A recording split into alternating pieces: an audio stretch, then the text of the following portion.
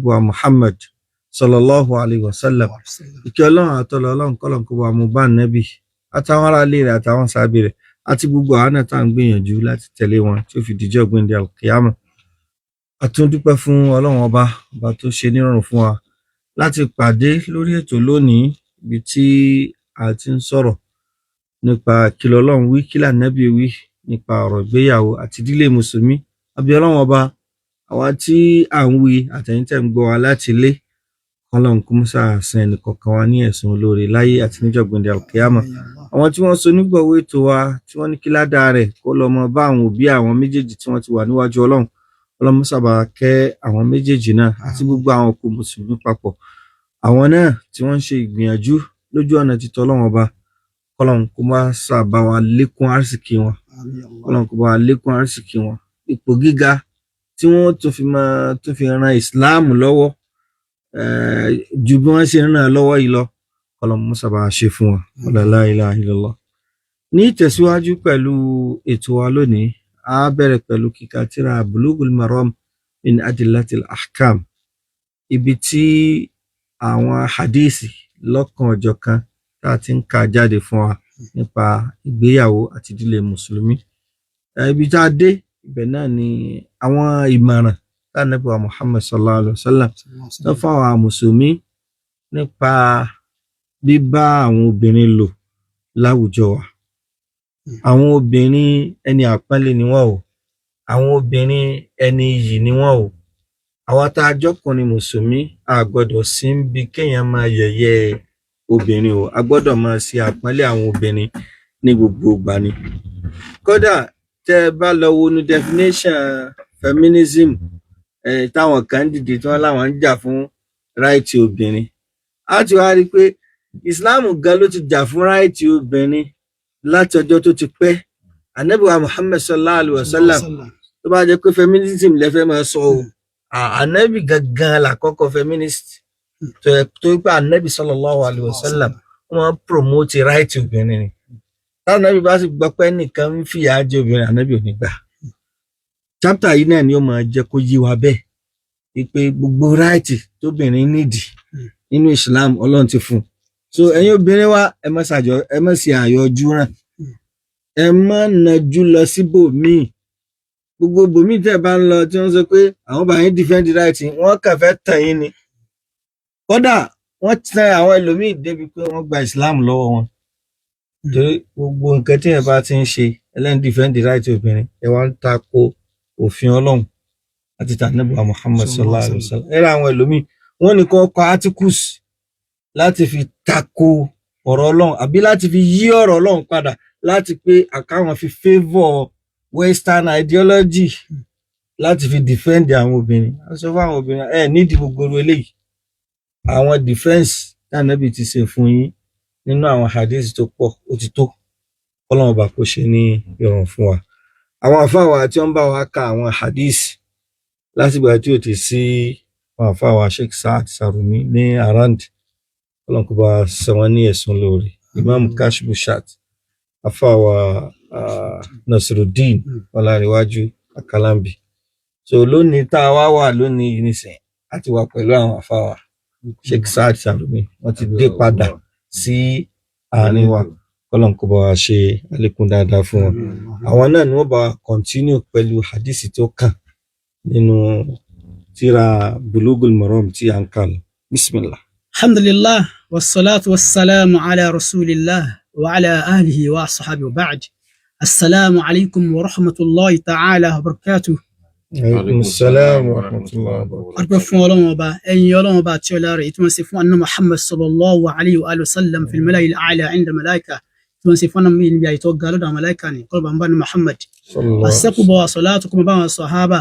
kuma bá wọn tabi'in, kuma bá wọn tabi'in àti gbogbo àwọn tí wọ́n ń tẹ̀lé ìmọ̀nà Annabi Muhammad sallallahu alaihi wa sallam tí fi di ọjọ́ al-qiyamah. Amin. Àmì Ọlọ́run ọba subhanahu wa ta'ala, àdíìsì tí a fẹ́ kàlẹ́ ní kọ́lọ́run láwọn kó jẹ́ àtọ̀nà wa kó má jà sí i tí Ọlọ́run òbí tá nàbí kó má jà wí. Àmín. Wọ́n gbà ní ìbádà fún wa tí àwọn àti gbogbo àwa tí à ń gbọ́ náà. Àmín Allah. Àdíìsì fà wa Jabir ibn Abdullah radiyallahu ta'ala anhu, òun náà ni àbẹ́kà ní òní yóò wù mí yẹ bí ìṣe wa pé kákan àtúntún sọ kákan wa létí dédé náà wà fáwa Jábìr bin Abdullah sọ abilá ńlá ni. torí àwọn kìnnì yìí táwọn fi ń sẹ́yìn pé yóò jẹ́ ká tún máa pàtàkì àwọn tọ́lọ́run kó ti àná Muhammad sallallahu alaihi wasallam. àwọn ẹni yìí ni àwọn ẹni àpọ́nlé. ìṣẹ́ tẹ́yìn máa ń tàbùkù wọn rárá. wọ́n pe àwọn sàhábà ń dẹ̀dẹ̀ wúrẹ́. máa ma pọ̀ wọ́n ní dẹ̀dẹ̀ wúrẹ́ àwọn sàhábà níbi ìhun àwọn ẹ̀sẹ̀ bẹ́ẹ̀. so ẹ̀rí kókò wọn gan ó kọ bí ó kọ dìde rìn àwọn èèyàn kan tí ò pé ebú ńlá ni. so wíwẹ́wẹ́ tó bá ń sọ àwọn báwọn sáwọn sàhábà ní Muhammad ohun tí ń béèrè ni pé òun náà fẹ́ kí ìwà ìdọ̀tí àwọn nǹkan bí ìdíje ló kó ṣẹlẹ̀ sí i. ó dọ̀ wọ́n á lè ti mọ́ ṣẹlẹ̀ sí wọn níbẹ̀ káwọn èèyàn máa fi wà nínú pé àná Muhammad sallallahu alaihi wasallam gbogbo àwọn tọ́lọ̀ ń kó tì wallahi ẹni àpọ́nlé ẹni yìí ni wọ́n. àfáwà Jábìr Abdullah nígbà tí wọ́n gbọ́ pé Muhammad sallallahu alaihi wasallam ó ti di ànábì Ọlọ́run bá so àwọn èèyàn ń ṣe bẹ́ẹ̀ àfáà Muhammad sallallahu alaihi wasallam wọ́n wá gbé láti Madina láti ìdí Madina wọ́n wá tún gbé ọmọ wọn Jábìr Abdullah Jábìr ọmọ wọn wọ́n wá gbé sẹ́yìn nǹkan ẹ̀gùn. bàbá gbé ọmọ rẹ̀ ṣe àfáwà Jábìr tá à ń sọ̀rọ̀ wọ̀nyí bàbá wọn Abdullahi ní jẹ́ al-Khazraji al-Ansari ala Madina ni wọ́n wá gbé ọmọ wọn Jábìr tá à ń sọ̀rọ̀ tó gba hadith tàbí kalẹ́ nìyí wọ́n gbé wá náà sàbílá ńlá ni wọ́n wá gbé ọmọ yẹn wọ́n gbé sí wọ́n wà lọ́mọdé ń jọ́nà wọ́n wá gbé wọn sí ibi láti ìlú Madina ànábì ò tí ì ṣe hijira ńgbà kò sì ṣe hijira dé Madina jọ́nà ànábì wà Mákà wọ́n wá gbé Jábìr wọ́n gbé sí ẹ̀yìn lẹ́yìn nǹkan àgùn wọ́n lọ sẹ́kìnì wọ́n lọ sẹ́ bẹ́ẹ̀ àpẹẹrẹ ọdún Muhammad sallallahu alaihi wasallam gbé ànábì gbé àwọn àdéhùn pé àsọpọ̀tì rẹ̀ yẹ́n tó bọ́lọ̀ fi wọn akúnlẹ́wọlé rẹ̀ subhanallah. ṣe wo bẹ́ẹ̀ sì ni àfáwà Abdullahi tó jẹ́ bàbá Jábìr yẹ ibi ó ti ní àwọn ọmọbìnrin 9 àfáwà Jábìr ní ọmọ ẹlẹ́ẹ̀kẹwàá tọ́jọ́kùnrin òun náà sì ló fún jẹ́ bí àgbà wọn kò sọ́kùnrin mìíràn tó lè ju àwọn Jábìr lọ tó wọn wájọ ń lọ tó mo fẹ́ kọ́ pé ìfẹ́ kí nǹkan kan nínú àwọn lahadot àwọn táìmù tí ń lò pẹ̀lú àná Muhammad sallallahu alaihi wasallam ìfẹ́ kí nǹkan kan kó fòrò rẹ̀ nínú àwọn ẹ̀kọ́ tá a kọ́ ń bẹ̀ ni wípé ọmọ ẹnìkọ̀ọ̀kan wá dọwọ́ wa. kílẹ̀ iná ń fọmọ yín ṣe. ọmọ ẹnìkọ̀ọ̀kan wá dọwọ́ wa tá a bá ń sọ̀rọ̀ márìjì ìjọ padà jáde nínú àwọn ọjà alábẹ́ ẹ̀nà kúmọ̀ waddatan wa rahma níbẹ̀ nínú àwọn tó mímọ̀ tó ní pé rahma wọn pọ̀ ọmọ ni. ọmọ téèyàn bá tọ́jú ọmọ èèyàn sẹ́yìn pé ewu ńlá ni kò sóore kankan bí márìjì téèyàn bá tọ́mọ bá jáde níbẹ̀ téèyàn bá tọ́jú ọmọ wọn. sọ pé àfáà Jábìr bin Abdullah kọ́ máa jẹ pé kákan bímọ kalẹ̀ lásán tí ò ní sẹ́kọ̀ọ́ kankan bẹ́ẹ̀ tí ò ní pé èèyàn ní kọ́ lẹ́kọ̀ọ́ mo fẹ́ kọ́ wà ń bi tèmi àtànábì jọ ń ṣe bẹ́ẹ̀ àbáyé sallallahu alaihi wasallam èyí wọn bá wọn ní pé wá sí ogun tánàbí sallallahu alaihi wasallam já tí àfáà Jábìr bin Abdullah tí ó jẹ́ bẹ́ẹ̀ ó wá di pé wá kẹ́kọ̀ọ́ lọ́dọ̀ ní Muhammad sallallahu alaihi wasallam ó ha Qur'an lọ́dọ̀ nàbí sallallahu alaihi wasallam gbogbo tí ń jẹ́ fíkì yẹn ó kí lọ́dọ̀ ní Muhammad níbi kó wá gba hadithi 1540 ní àfáwà Jábìr bin Abdullah lọ́dọ̀ Muhammad sallallahu alaihi wasallam hadithi 1540 hadithi ló gbà wá al-umma wá dé Bukhari Muslim Muhammad àwọn masanidi àwọn tí wà mí bẹ́ẹ̀ rí ọkọ̀ wọn bẹ́ẹ̀ tó gba àwọn àdìfì yìí wá láwọn àdìfì lórí àwọn mas'ala tó lágbára. ìwé yìí náà nǹkan la fẹ́ kà nínú àwọn owó ilé ibi tó gbà lọ́tọ̀ ní Muhammad sallallahu alaihi wasallam. tó káwá fáwa Jábìr bin Abdullah nígbà tí bàbá wọn tó rí pé wá rí pé gásàtò Uhud tó fẹ́ ṣẹlẹ̀ wọn á ní bàbá wọn sọ fáwọn yìí pé yóò mọ mi àkọ́kọ́ ẹni tí ọkọ̀ bá ogun yìí lọ nínú àwọn tí ó kú lójú ogun Uhud àwọn jẹ́ kan bẹ́ẹ̀. bàbá ń sọ fún Abdullahi tó jẹ́ bàbá Jábìr yìí sọ fún Jábìr pé ọmọ mi Jábìr mo rí i pé mo lálàá mo wá rí i pé àkọ́kọ́ ẹni tí ọkọ̀ bá ogun Uhud yìí lọ mo jẹ́ kan náà. tọ́ ó sì di pé wọ́n sì dogun lótọ́ wọ́n sì dojú ogun lótọ́ wallahi nínú àwọn ìmọ̀ Ọlọ́run bá ní pé àbá rẹ̀ ló jẹ́ náà àkọ́kọ́ ẹ̀dá ọkọ̀ pàlú ìlú náà. tọ́ bàbá yẹn wá ń sọ àsọlẹ̀ pé mo fẹ́ nísìnyí àpẹẹrẹ tí ń rà pé àkíyàmọ̀ dé. torí pé ìgbà tó padà sí Madina padànù tó tó ṣe hijira torí pé Uhud Madina ló wà Jabal Uhud. pín bí ọ̀rọ̀ tá à ń sọ yẹ rìpọ́ọ̀tù tó ṣẹlẹ̀ àdìsá Madina ni nígbà tá a dé Madina padà nìyẹn. omi kí wọ́n ti padà sílé pẹ̀lú ànábì ibi tá ànábì bá ń lọ làwọn náà ń tẹ̀lé lọ. tọ́ ẹgbẹ́ ànábì náà ṣètò wá wà ní yes Madina yes akọrọbọkùnrin lọ ìtumọ̀ abẹ́ lọ́mọ ẹni pé ẹ wá wò ó afáwà Jábìr ibn Abdullah bàbá yìí wá sọ fún mi pé tọ́ àmọ́ o mo jẹ gbèsè kalẹ̀ o gbèsè ń bẹ ní ọrùn mi o àwọn yẹn tó àmọ́ tọ́ dákun bá mi san ó mọ̀ pé nínú àwọn ìwọ ọmọ ni pé ó gbìyànjú bó ṣe san gbèsè bàbá rẹ̀ ó wádìí pé bàbá mi ìsìkàlẹ̀ jẹ lówó especially tọwọ́ bàbá yẹn bá ti ń débi alátul ihtidar àsìkò yìí pé ikú ti ń sún mọ́ àbí màmá náà ni tí màmá yẹn bá ti wà ní fi alátul ihtidar kó bẹ̀rẹ̀ pé màmá dákun àwọn wọlé jẹ lówó nínú ọ̀ràn tí yẹn lè fi sànù màmá àwọn òbí yàn lẹ́nu àwọn ọ̀nà yìí ọlọ́run wa ẹlòmíràn náà wà nínú àwọn òbí mi ọlọ́run wa sànù ẹbí tàfà Jábìr ibn Abdullah ìwọ gángan náà sọ yìí pé mo sì kí ni mo jà àwọn èèyàn lówó máa gbọ́ mo jẹ ní báyìí ló mo jẹ ní báyìí ló mo jẹ ní báyìí ló tó mú kíní wọn ni wọn fẹ́ fi wàhálà àlìkìyàmọ lọ́wọ́ àárín ni ní pé wàláhì tọrọ bá ṣe fún yàn pé èèyàn bá máa nínú àwọn nǹkan tó yẹ kó wọn láwùjọ wa yìí náà ni ẹ wọ́n lọ́wọ́ bá kan kú ní àìpẹ́ kọ́lọ́mù bá ṣe dáadáa fún bọ́dà dáadáa ni wàláhì tí ò ní kó ni wọ́n bèèrè sí kọ́lọ́mù bá fẹ́ rí jù wọn nítorí wọ́n ṣe mí lè mọ́ níbẹ̀ wọ́n ni pé wọ́n ní wọ́n á pẹ́ ọgbà wọn á ṣe fídíò ọmọ jẹ́ lábẹ́já yìí so mo jẹ lówó mo jẹ báyìí mo jẹ báyìí jẹ ìyá alábẹ́dá mo jẹ ní 2 million wọn kà ń wò so àfa lè kéwú tí wọn mi tó ti kéwú mo jẹ ní 50,000 àbí 60,000 wọn á sọ wọn bẹ́ẹ̀ àbí wọn máa rò kọlọ̀ bá a kẹ́ wọn tí wọn fẹ́ lómi ni pé wọn á ṣe kíní wọn tán ẹ̀wò kọ̀ wá dúdú ijọ́ karùn-ún lọ àsìkò. ẹ mọ̀ pé nínú àwọn ọ̀nà tó máa àánú ọlọ́run ọba tó máa fẹ́ ṣàánú yàn pé mo fẹ́ ká kìyàmá kọ́ wọ̀nyàn lọ́rùn gbogbo àwọn kan báyìí ṣe àwọn dáwà tá nàbì ṣe fún àwọn àsọ́lẹ̀ nàbì sallallahu alaihi wasallam èyàn ṣe kí ni èyàn mú lọ́kùnrin èyàn mú ṣe èyàn ní fojú wípé pèsè bí sábẹ́ ni mí. wọ́n sọ fún mi pé mo jẹ gbèsè o bá mi ṣe kí ni o dákun bá mi san ọ̀wọ́n alọ́ba ní Muhammad sallallahu alaihi wasallam pé ọ̀gbọ́ tí a bá mi kú balẹ̀ igi làbídùn náà ni àmọ́ kílẹ̀ yóò lè ka ojú gbogbo gbèsè tí ń bẹ́lẹ̀ o gbèsè yìí pọ̀ pọ̀ àmì sallallahu alaihi wasallam yà kalọ̀ àmì wà pọ̀ àmì wà ń tọ́ ya gbogbo àwọn ẹ̀tọ́ pé gbogbo àwọn tó jẹ tí bàbá rẹ̀ jẹ ní gbèsè wa àmì wà ní kí gbogbo wọn máa ṣe kí ni o ká máa mú bẹ̀lẹ̀ bẹ́ẹ̀ dùn ẹ̀yẹ máa mú làbẹ́dù kálukú wa ń bò wọn fi ń sì dédé ní dédé ọjọ́ mọ́ tó dédé owó kálukú wa mú bẹ́ẹ̀ débi pé. tó mi pé ọ̀rọ̀ gbèsè kìí ṣe eré o. kìí ṣe eré rárá. Ànábì kan ò fi ṣeré. ẹ gbọ́dọ̀ jẹ́ sọ́kàn sallallahu alaihi wasallam nígbà mi táwọn yẹn bá kú gan. Ànábì yẹn kí wọ́n kó sógun Uhud ni ẹ káwọn nípa òbí ọlọ́run ẹgbẹ́ Ànábì sọ pé àwọn tó wá sì ti kú báwọn gbogbo wà bàbá wọn. ọ̀rọ̀ tí wọ́n kò sí. tó máa ń pẹ́ wọn kú àwọn ṣàdá àwọn yìí wọn àdénà ni wọn. tòun ti bẹ́ẹ̀ Ànábì sọ pé àdébì tí wọ́n tún wá ṣe tí wọ́n tún wá ràn án lọ́wọ́ ọ̀ràn ọmọ yẹn lọ́wọ́ gbèsè bàbá rẹ̀ san gbèsè. ó ní pé ká mójútó àwọn tọ́lọ̀ bá nípa ajá wọn yẹn ló wàláhì ó dá pa ká máa kọ́lẹ̀ wàláhì oore ńláńlá bẹ́ẹ̀ àrùn ara wa lọ́wọ́ ni àrùn àkìyàmọ̀ wa lọ́wọ́ ni.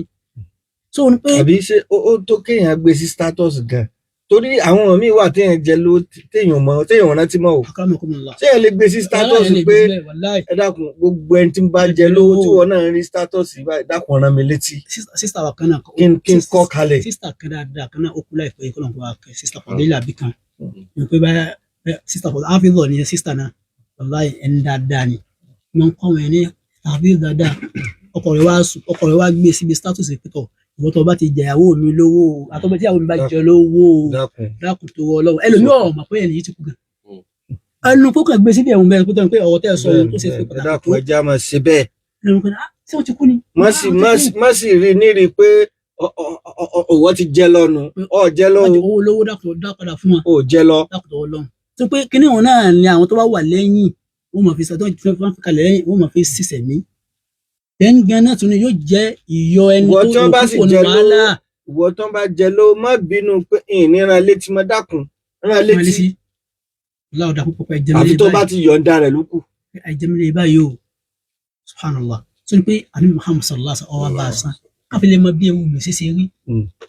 wàllahi àní Muhammad sallallahu alaihi wasallam nígbà mi báyìí tí wọ́n àwọn èèyàn bá kú báyìí tó bá lọ jẹ gbèsè báyìí alábìnrin ẹ̀kọ́ kírun sí la o lókè ní sallu ala sahibikum kírun sọ̀rọ̀ yín la èèyàn yín kírun sí la tó ń kọ́ jẹ gbèsè. kéèsì rẹ̀ yìí. tẹ́lẹ̀ bàtà nàbí tábìsì kí n bẹ̀rẹ̀ wà níbi tó wà lọ́wọ́ níbi dáadáa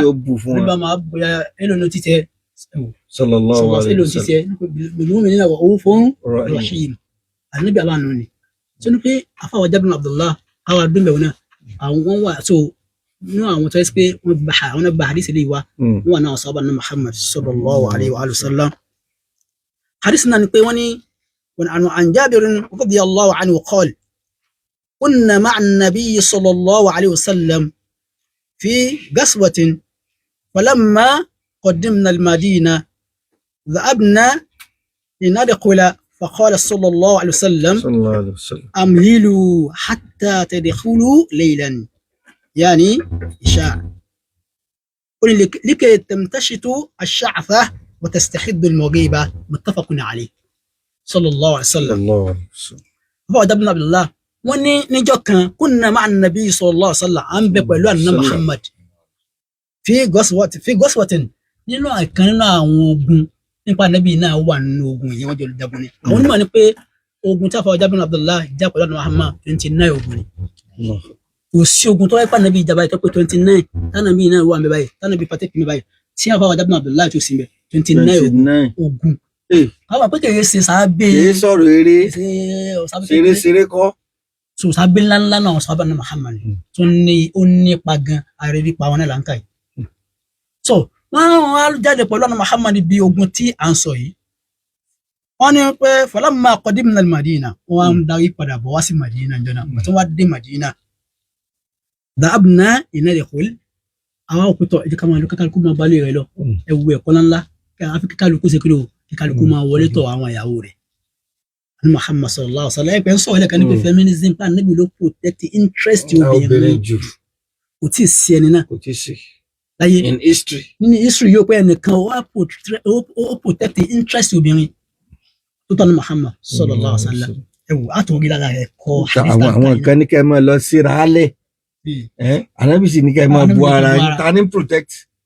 àwa náà ni àwọn kan ní kẹ́ máa jáde jákújà kẹ́ máa ṣe báṣì wòyìn lórí TikTok àbí Ànábì ni ẹ gbọ́dọ̀ ṣe bẹ́ẹ̀ sallallahu alaihi wasallam ta ló protect yín Ànábì sallallahu alaihi wasallam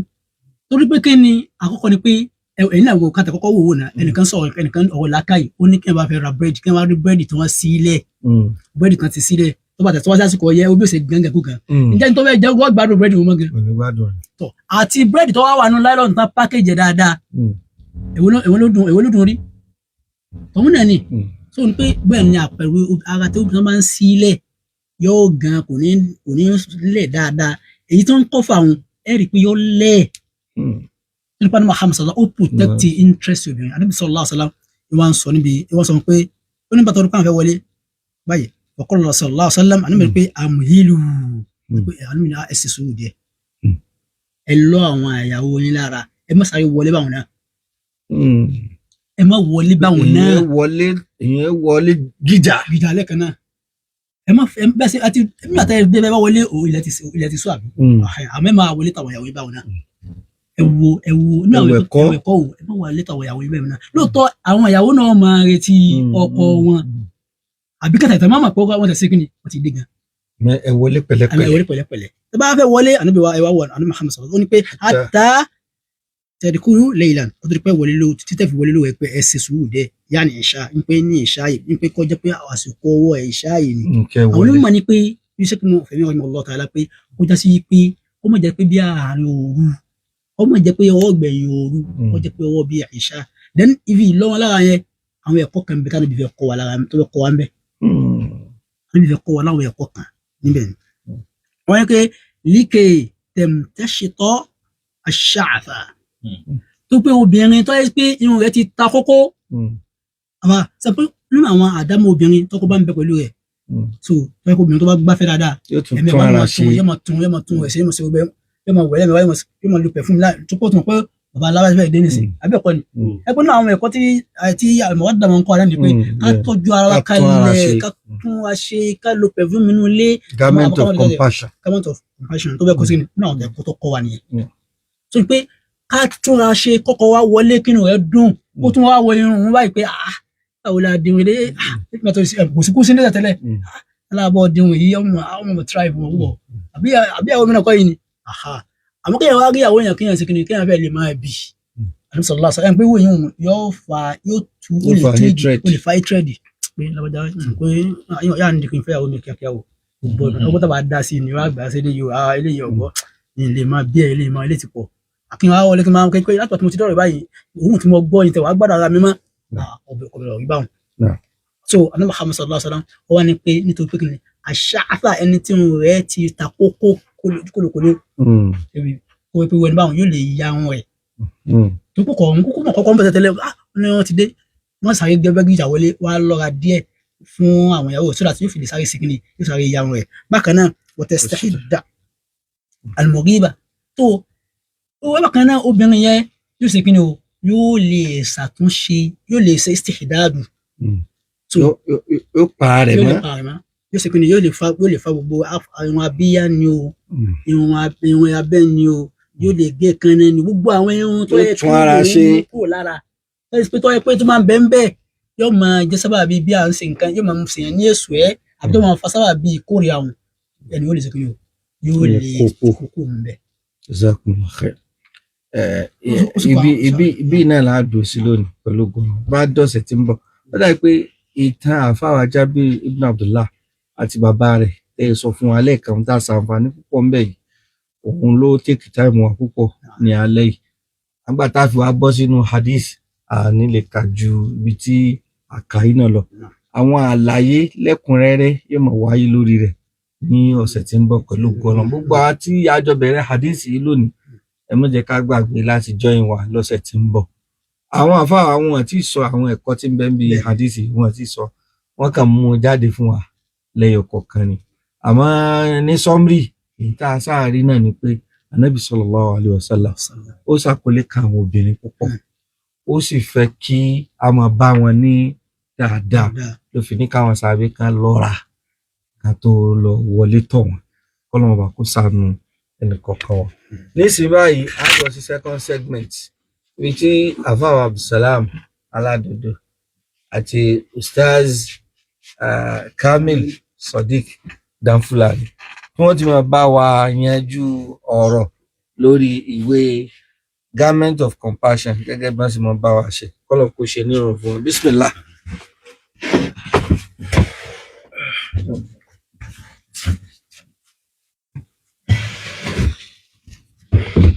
Bismillah wassalatu wassalamu ala rasulillah wa ala ahlihi wa sahbihi wa man walahu wa ba'd. Adá ọpẹ́ fún Allah subhanahu wa ta'ala. Alhamdulillah. Alékún kí á ti rẹ̀ fún ọba aṣáájú ẹ̀dá Ànábì wa Muhammadin sallallahu alaihi wasallam àtàwọn ará alẹ́ Ànábì àtàwọn sàhábà rẹ̀ àti gbogbo àwọn tá ń gbìyànjú lójú Ànábì sallallahu alaihi wasallam tí di ọjọ́ gbèdé alkiyama. Akẹ́ àwọn afáwà tí wọ́n ti ń sọ̀rọ̀ látàárọ̀ pàápàá jùlọ akí Sheikh wa Sa'ad Sarumi wọ́n káàbọ̀ sáàrin wa àti mísìn wọn púpọ̀ abẹ́lọ́wọ̀n bá alẹ́ kí ọlá kó bá ṣàlékún dáadáa fún ohun tó dánú àlámọ̀rí Allah subhanahu wa ta'ala kó mọ́jọ bàjẹ́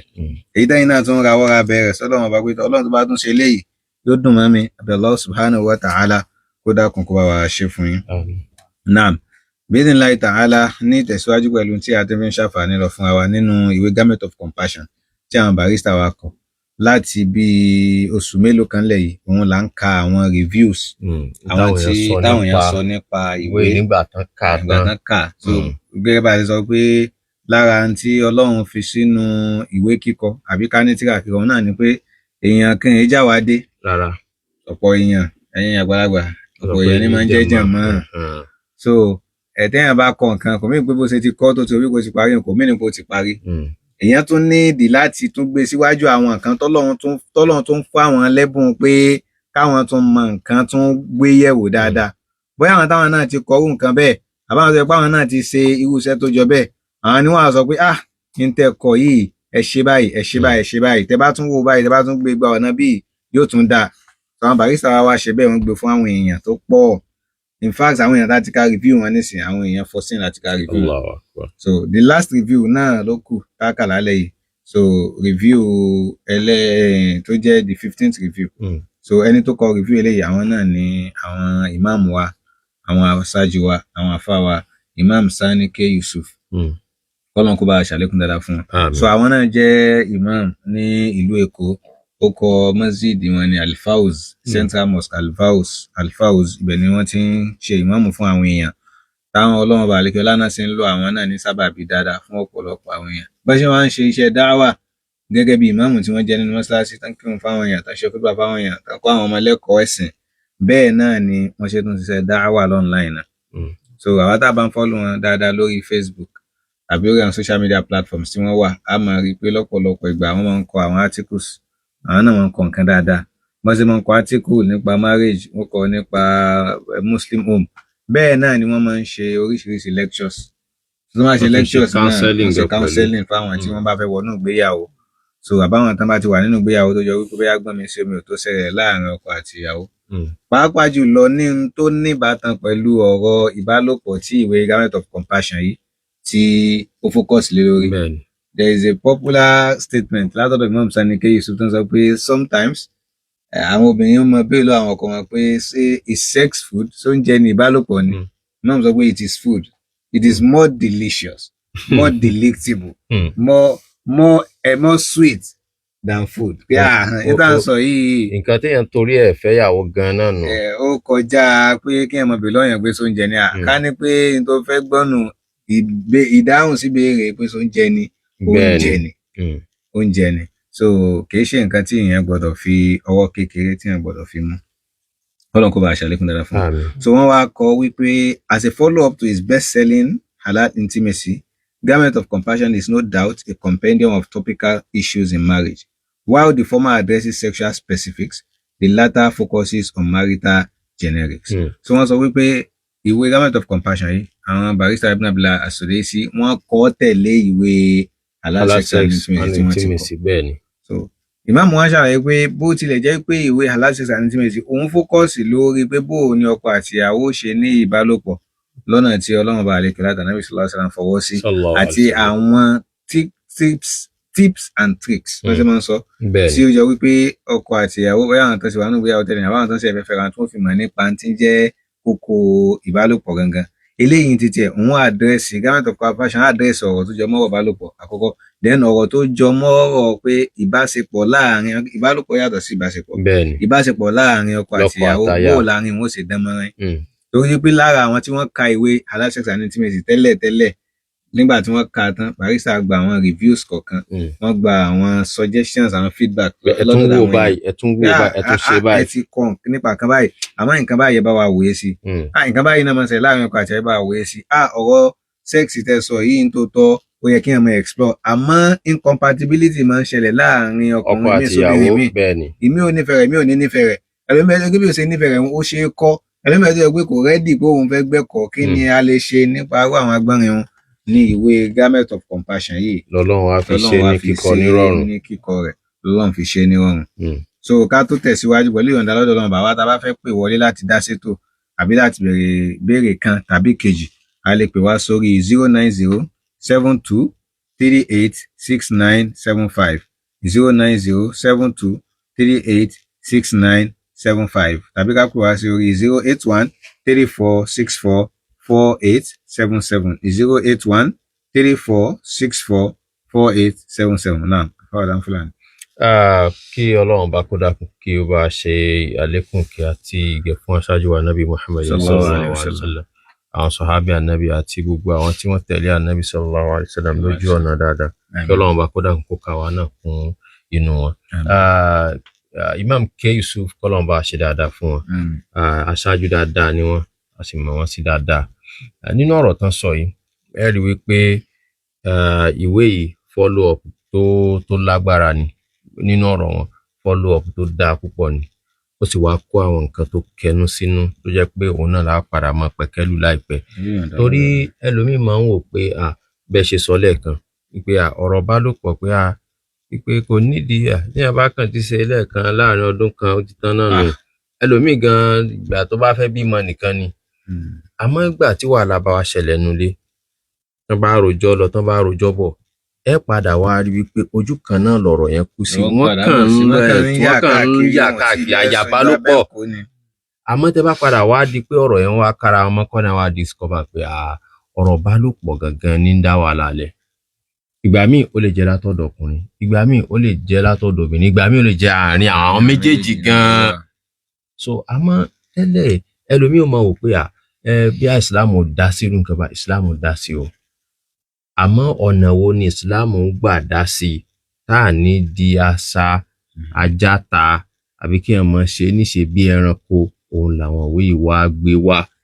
Ó dẹ̀ jẹ́ wípé abùkátà rẹ̀ púpọ̀ láwùjọ wa, torí ẹlòmíì orientation kan tó ní orientation tó jẹ́ pé ó lọ ń kọ́pì rẹ̀ látòrí online pé kinní kan ni. Láwọn tó jẹ́ pé wọn ò nífẹ̀ẹ́ sìn kún kìlọ̀ kan wá. Gbọ́sẹ̀ wọn mọ̀ pọ́lọ́ rán ànábì ìṣẹ̀gàn. Ẹlòmíì ò tiẹ̀ mọ̀. Assalamu alaikum. 09072386975 òun ni nọ́mbà tá a máa pè wá sí, tàbí ká pè sórí 08134644877. So ìgbà tí ìmáàmù tó wá tẹ̀ wá continue, wọ́n sọ̀rọ̀ kan nínú review wọn. Wọ́n sọ pé ìwé yìí gan òun ló yẹ ká sọ ló kọ pé the A to Z of matrimony. Na assalamu alaikum. Ẹ káalẹ́ sà o. Ẹ dákun bá a sún kúrò níbi rédíò yín tàbí kẹ́ pásà. Náà ẹ ṣeun. Jazakumullahu khairan, à ń gbọ́ yín sà. Náà.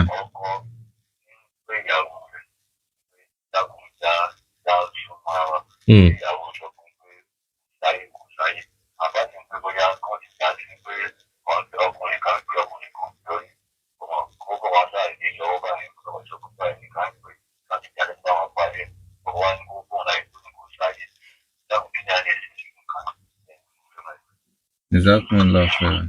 Ọlọ́run bá a ṣàlékún dáadáa fún ìbéèrè tán béèrè. Lọ́pọ̀lọpọ̀ ìgbà tí ọkùnrin bá ń pe obìnrin sórí ìrìn tóbìnrin ò sì dá lóhùn, so lọ́pọ̀lọpọ̀ ìgbà tí ó bá jọ pé kèsì obìnrin tí ó rẹ̀ tí ó sì pé ó rẹ̀, ní tó súnmọ́ náà ni kí bọ́yọ̀ ọkọ ti ṣe nǹkan kan fún. Ó wá wò pé ibẹ̀ lòun ti dúró dé lòun ó ti gbà mú. Àwọn ṣébi tó wá dáa láti wá máa dúró dé yẹn nù. ti dúró dé yẹn nù, àrà kò dáa kéèyàn dúró dé ọkọ bẹ́ẹ̀. Orí lára marital responsibility lélẹ́yìí. So kí wọ́n máa dúró de ọkọ pé àyín sì mú ọ lórí bẹ́ẹ̀dì. So gbogbo yẹn náà ni ó lè fi ìdáhùn sí ìbéèrè wọn wípé kò dáa. Àmọ́ kí ni tí ó jẹ́ solution náà ni pé kí ọkọ àti ìyàwó kan rẹ́dì láti bára wọn sọ kí ni tó ṣẹlẹ̀. Kọ́kọ́ kàn mọ́ wípé kò dáhùn lásán, ó ní reason tí ò fi dáhùn. Ìdí òun ni kéèyàn gbìyànjú kéèyàn mọ̀. Kéèyàn gbéra yín jòkó kẹjọ sọ pé nǹkan báyìí o, intense tó dùn mí lélẹ́yìí. Wa alaikum salaam wa rahmatullahi wa barakatuh. Àmín. Àmín. Yes ma. Ọlọ́run bá a ṣàlékún dáadáa fún yín.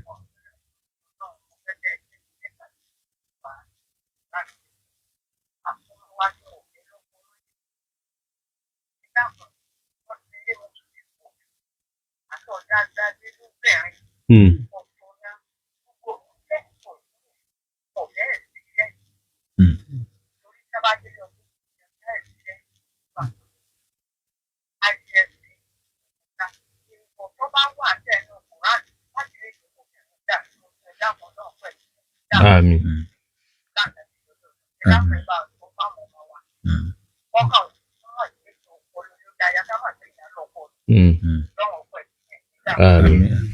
Ẹ ṣeun gan mọ̀mọ́, Ọlọ́run ó sáà ní ó bá a ṣàlékún. Ọlọ́run bá a sá àwọn ìyá wa lẹ́san dáadáa. Ọ̀rọ̀ tó rinlẹ̀ púpọ̀ wọn làwọn wọn sọ. Kìí ṣe àwọn ọmọbìnrin nìkan. Àti láwọn kan náà àwọn ọmọkùnrin náà jẹ́ pé àwọn náà ò fẹ́ gbéyàwó sílé. Wọ́n kàn fẹ́ fún ọmọ kan ló máa gbádùn ìgbádùn wípé ọkùnrin àtobìnrin gbádùn ara wọn, àwọn ò fẹ́ lọ́kọ, wọn ò sì fẹ́ níyàwó. Àwọn obìnrin ò fẹ́ lọ́kọ, àwọn ọkùnrin náà ò sì fẹ́ níyàwó. Eléyìí ẹni tó bá pera rẹ̀ ní mùsùlùmí kì í ṣe lifestyle tí yẹn gbọ́dọ̀ mọ. Rárá. Àyàfẹ́ni tó bá jẹ́ pé bóyá kò sí adùn kankan lára rẹ̀ nìkan láti sọ pé eléyìí ò lẹ́tọ̀ọ́ láti. Kódà ṣẹ̀rí àgẹ́ exempt ẹ̀ pé má débẹ̀. Àmọ́ wọ́n ti gbádùn ń bẹ lára rẹ̀, ìwọ náà sì mọ̀ gbádùn ń bẹ lára rẹ̀, kó o lọ lọ́kọ ní fi ń dájú fún un, kó o níyàwó òun ní fi ń lóore jù fún ọ, nítorí wípé tí ara rẹ̀ bá ń béèrè ọ̀nà wo ló ń gbà bí àbùkátà rẹ̀. Kódà níbi tó wá ború dé lónìí, ẹlòmíì ti rí pé tóun bá kú ti lówó, òun lè máa gbá àwọn ọmọ kan tí wọ́n máa yanjú òun. Kódà ẹlòmíì ó ti wá di pé gbogbo àwọn ọ̀nà haramu káàkiri ló ti wá gbalẹ̀. Kì í ṣe pé ọkùnrin nìkan ní ń rówó gbé obìnrin, obìnrin náà ń rówó gbé ọkùnrin nísìnyí, tó bá àwọn ọkùnrin míì wá tó yẹ pé àwọn ti useless ní tiwọn. Naam. Ẹ kálẹ́ o. Naam. Ẹ bá wa dá sí sà. Sáùndì yẹn so kì í ṣe pé bóyá àwọn ọkùnrin míì náà wà tó yẹ pé àwọn náà yìí ṣe pé ìṣekúṣe náà làwọn náà fẹ́ máa ṣe ẹ dákun ẹ jẹ́ ká páyà Ọlọ́run ọba àlekíọlá ẹ̀yin tí máa ń pọ̀pọ̀lọpọ̀ obìnrin míì láyà ni pé òun tóun ti ń ro ṣé kì í ṣe pé òun lọ fẹ́ ọkùnrin kan tí wàá sọ pé kóun má ṣe kankan mọ́ àbí tí wàá wá gba gbogbo ọwọ́ òun kéèyàn wádìí irú obìnrin bẹ́ẹ̀ tí wàá pé tí ń páyà nù kó wádìí irú ọkọ wo gan ni bẹ́ẹ̀ tó lókùn nídìí ṣé káwọn bàbá rẹ káwọn màmá rẹ kọ́bọ̀ ṣèwádìí nípa ẹni tó bá fẹ́ fẹ́ àìmọye ọkùnrin lónìí tó yẹ pé àwọn gan lọ́lọ́run tó lò ní sábà bí dáadáa fáwọn ìyàwó wọn obìnrin míì bẹ gbà tọkọ rẹ̀ fẹ́ kò ní dìgírì dèpòdépò sàtífíkẹ́tì education lọ́wọ́ ó ràn lọ léèwé tó bá abẹ́ ọkọ míì lóbìnrin míì ti ṣe dìgírì ló ti ṣe masters ní míì ti ní phd ó ra mọ́tò gan pẹ̀lú. so ká má jẹ́ kí yẹn pa wá láyà ká ní pé tí ń pa wá láyà ni wípé ọkùnrin wo la fẹ́ fẹ́ síkẹ̀ ni kìrìsẹ́ni tí ó lọ dìímù kìrìsẹ́ni tí ó lọ dìímù progress rẹ̀ career life tó ti ń bá lọ ìwọ náà wo ọkùnrin ní kó ní káwọn èèyàn bọ ṣèwádìí rẹ̀ dáadáa tó gbọ́ ọ̀pọ̀lọpọ̀ obìnrin míì ní ṣe fẹ́ kọ àmọ́ òun ló ń tira rẹ̀ síwájú pé màá ṣèwádìí nípa rẹ̀ ó lè ṣèwádìí jẹ́ kán bọ̀ ṣèwádìí. àfi kó fún àwọn tí wọ́n jẹ́ ọkùnrin nínú sóun náà tó wá rẹ́dì láti forí balẹ̀ another issue tún nìyẹn. náà ẹ kálẹ́ o. ọlọ́run yàrá ń pẹ́. náà.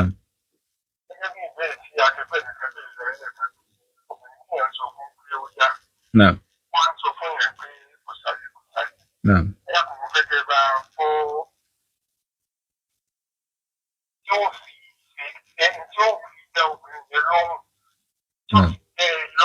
náà.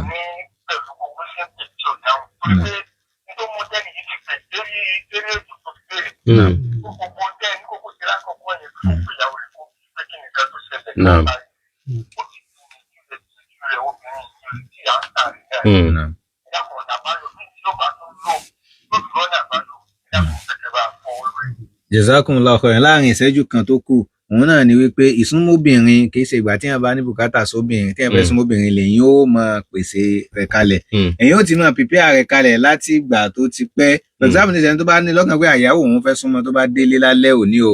látàárọ̀ tó ti jáde kúnlé àbí tí wọ́n ní jáde kúnlé ló ti gbọ́dọ̀ máa bá a sọ àwọn ọ̀rọ̀ kan ó máa sọ lọ́jọ́jọ́ rẹ̀ ó máa rí gbogbo àwọn nǹkan tó bá wọ́n bí pé ẹ lè discuss kó tó délé tí ó ti kọ́kọ́ fi mú nǹkan yọ́ lọ́kàn rẹ̀ àbí kí wọ́n náà tó délé ẹ tètè sọ kó tó dìgbà yẹn lẹ́yìn ìgbà wọn náà gbogbo àwọn nǹkan tó bá ti ṣe fún àbí tí wọ́n náà bá rò lọ́kàn pé àbí torí nǹkan báyìí tí mo ṣe ní àmọ́ bínú kẹ́kẹ́ o ti wá ra nǹkan dání o jáde o ra ice cream dání o ra meat pie dání àbí ṣàwámà ni kò gbé dání jẹ́ ká tó wá sọ fáwọn obìnrin náà káwọn náà bẹ̀rù Ọlọ́run ọba obìnrin míì burú bàjẹ́ ni kò sí ní tẹ́fẹ́ sọ fún yín nìkan kò sí nǹkan kódà kọkùnrin kó gba àkókò rẹ súnmọ́ nígbà tó bá súnmọ́ tán tẹ́yìn méjì ti rẹ́rìn sí ayé ẹ yanjú ọ̀rọ̀ yanjú rẹ̀ lẹ́yìn wá gbà náà kọ́lọ́n kó má ṣàfi àlùbáríkà sí ìdílé ẹnì kọ̀ọ̀kan wa ibi iná láti dúró lọ́sẹ̀ tó ní bi'idhnillahi ta'ala tó bá tún di ọ̀sẹ̀ tí ń bọ̀ a máa pàdé lórí ètò yín ètò wa Mawadda abiyọlọmọ bá àlékọlá kó ṣe àlékún dáadáa fún wa subhanaka allahumma bihamdik ashhadu an la ilaha illa ant astaghfiruka wa atubu ilayk. láàrin tọkọtaya pẹ̀lú ìdánilẹ́kọ̀ọ́ fáwọn ọ̀dọ́ ẹni yẹn establish problem àgbọ̀ dáadáa ó ní lẹ́ni táwọn sì ti